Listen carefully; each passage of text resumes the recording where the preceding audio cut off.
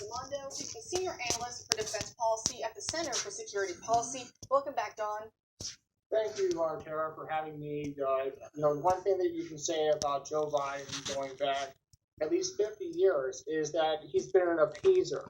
Back in the early 1980s, Joe Biden opposed the creation of the Trident missile system, which is the backbone of America's nuclear deterrence. And most recently, Vice President Biden has said that he will not look at including tactical nuclear weapons that could threaten our allies in Poland and our troops on the battlefield in START, which has been a backbone of the Trump administration's effort to be tough on Russia. Sergei Lavrov, the Russian foreign minister, said that Trump was far harder in terms of sanctions than Obama and Biden ever were. Exactly. So let's say Biden is in office by February when the START treaty with Russia does expire in February of 2021.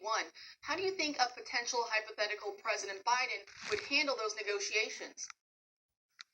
Vice President Biden already said is that he's going to give Vladimir Putin everything he wants.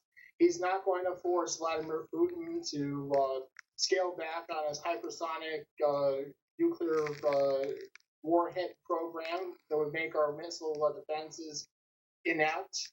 He's not going to force Vladimir Putin to remove his tactical nuclear weapons that threaten Warsaw. There would not be any treaty regulation to keep him from threatening Poland, the Baltics, or any of our other allies. So the idea that Joe Biden is going to strut out there and say Putin is terrible or so forth will not be borne out in his policies. Because look at what happened. You had the Russia reset after Vladimir Putin and Medvedev invaded Georgia. Then Putin saw that Biden and Obama were weak. So there was nothing stopping him when he invaded Crimea. And